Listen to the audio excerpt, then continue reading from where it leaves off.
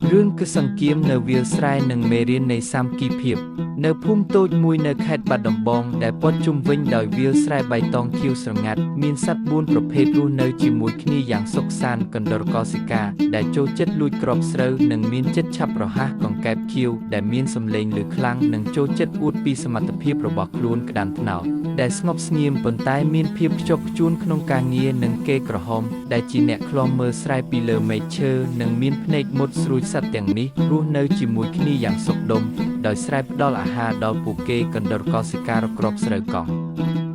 កែបខៀវស៊ីសត្វល្អិតដែលបំផ្លាញស្រូវក្តាន់ថ្នោតស៊ីស្មៅដើម្បីឲ្យស្រែស្អាតហើយគេក្រហមហាឃ្លាំមើលគ្រោះថ្នាក់ប៉ុន្តែទោះបីជាពួកវាសហការគ្នាបានល្អក៏ដោយក៏ចិត្តលោភនិងភាពអួតខ្លួនបាននាំឲ្យមានចំនួនការចាប់ផ្ដើមនៃចំនួនថ្ងៃមួយនៅរដូវប្រមូលផលគ្រាប់ស្រូវធ្លាក់ពីពេញស្រែហើយសត្វល្អិតក៏ចាប់ផ្ដើមចូលមកបំផ្លាញកណ្ដុរកោសិកាដែលតែងតែភ័យខ្លាចថាអាហារនឹងអស់បានសម្រេចចិត្តលួចប្រមូលគ្រាប់ស្រូវច្រើនជាងធម្មតាហើយលាក់ទុកក្នុងរណ្ដីរបស់វានិយាយយ៉ាងអស់សំឡេងថាខ្ញុំជាអ្នកខំប្រឹងរកគ្រាប់ស្រូវខ្ញុំត្រូវលើកគ្រាប់ធ្ងន់ហើយចូលរនដងងឹតអ្នកឯទេគ្រាន់តែស៊ីឥតគិតគ្រាប់ស្រូវទាំងនេះគួរតែជារបស់ខ្ញុំច្រើនជាងគេកង្កែបខៀវដែលកំពុងលោតលើស្លឹកស្រូវបានឬពាក្យនេះហើយខឹងខ្លាំងវាស្រែកឡើងថាអ្នកឯងនិយាយអ្វីបើគ្មានខ្ញុំស៊ីសត្វល្អិតទេស្រូវនឹងត្រូវសត្វល្អិតស៊ីអស់មុនពេលអ្នកឯងទៅរកខ្ញុំជាអ្នកការពារស្រែដូច្នេះខ្ញុំសំនឹងទទួលអាហារច្រើនជាងអ្នកក្តាន់ថ្នោតដែលកំពុងស៊ីស្មៅនៅជ្រុងស្រែបានលើកក្បាលឡើងហើយនិយាយដោយសំឡេងស្ងប់អ្នកទាំងពីរនិយាយមិនសមហេតុផលទេបើគ្មានខ្ញុំស៊ីស្មៅនឹងលេចស្រែហើយស្រូវនឹងលែងដុះការងាររបស់ខ្ញុំសំខាន់ជាងគេដូច្នេះខ្ញុំគួរតែទទួលអាហារច្រើនជាងចំណែកគេក្រហមដែលកំពុងឈរនៅលើមែកឈើខ្ពស់បានហើរចុះមកហើយស្រែកឡើងថាអ្នកទាំងអស់គ្នាគិតខ្លីពេកខ្ញុំជាអ្នកឃ្លាំមើលស្រែពីលើអាកាសបើមានចោរឬសត្វព្រៃមកខ្ញុំជាអ្នកស្រែកប្រាប់មនុស្សឲ្យមកជួយបើគ្មានខ្ញុំស្រែនេះនឹងត្រូវបំផ្លាញអស់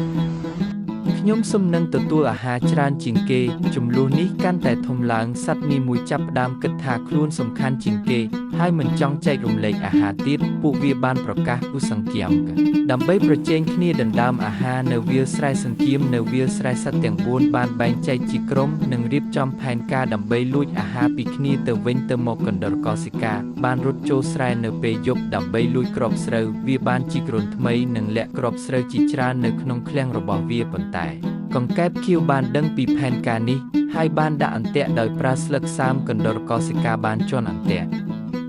ហើយជើងវាជាប់ក្នុងភក់ធ្វើឲ្យវាខឹងខ្លាំងកង្កែបខៀវបានលោតចូលស្រែដើម្បីស៊ីសត្វល្អិតនិងប្រមូលគ្រាប់ស្រូវខ្លះប៉ុន្តែក្តាន់ថ្នោតបានដឹងហើយបានរត់ចូលទៅដេញកង្កែបចេញកង្កែបខៀវបានលោតចូលទៅក្នុងបឹងជិតខាងប៉ុន្តែស្រែកថាអ្នកឯងនឹងស្ដាយក្រោយព្រោះគ្មានខ្ញុំសត្វល្អិតនឹងកើនឡើងក្តាន់ថ្នោតបានស៊ីស្មៅនឹងគ្រាប់ស្រូវខ្លះដោយគិតថាវាមានសិទ្ធិធ្វើដូច្នេះប៉ុន្តែគេក្រហមបានហើរចុះមកហើយប្រើចំពុះខ្វាច់ភ្នែកក្តាន់ថ្នោតបានរត់ចូលទៅក្នុងព្រៃដោយខឹងនឹងឈឺភ្នែកគេក្រហមបានហើរចុះមកលួចគ្រាប់ស្រូវប៉ុន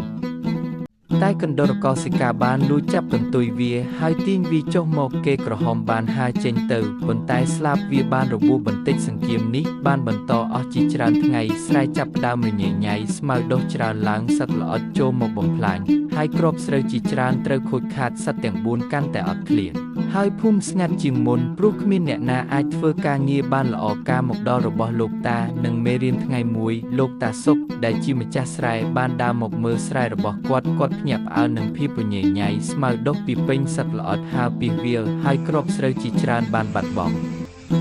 លោកតាបានឮសំឡេងសត្វទាំង4កំពុងឆ្លោះគ្នានៅជ្រុងស្រែលោកតាបានហៅសត្វទាំង4មកហើយនិយាយដោយសំឡេងទន់ប៉ុន្តែធ្ងន់ធ្ងរអ្នកទាំងអស់គ្នាមានតួនាទីសំខាន់នៅក្នុងស្រែនេះកណ្ដុរកោសិកាអ្នកជួយប្រមូលគ្រាប់ស្រូវកង្កែបខៀវអ្នកការពារស្រូវពីសត្វល្អិតក្តាន់ថ្នោតអ្នកធ្វើឲ្យស្រែស្អាតគេក្រហមអ្នកជួយឃ្លាំមើលគ្រោះថ្នាក់ប៉ុន្តែបើអ្នកគិតតែពីខ្លួនឯងហើយឆ្លោះគ្នាស្រែនេះនឹងរលំហើយអ្នកទាំងអស់នឹងអត់អាហារសាមគ្គីភាពនិងការចែករំលែកគឺជាគន្លឹះនៃភាពសុខសាន្តសត្វទាំង4ស្ដាប់លោកតាហើយមានអារម្មណ៍ខ្មាស់អៀន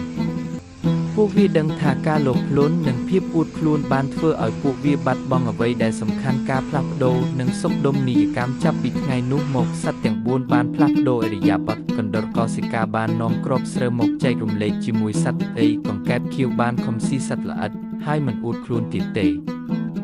ក្តាន់ត្នោតបានស៊ីស្មៅនិងជួយកណ្ដុរដឹកគ្រាប់ស្រូវគេក្រហមបានហាឃ្លាំមើលនិងស្រែកប្រាប់នៅពេលមានគ្រោះថ្នាក់ស្រែបានត្រឡប់មកបៃតងខៀវវិញគ្រាប់ស្រូវមានច្រើនសម្បូរសត្វល្អិតត្រូវបានគ្រប់គ្រងហើយស្មៅមិនដុះច្រើនទៀតទេលោកតាសុកញឹមនៅពេលឃើញសត្វទាំង4ធ្វើការជាមួយគ្នាហើយភូមិក៏រីករាយឡើងវិញ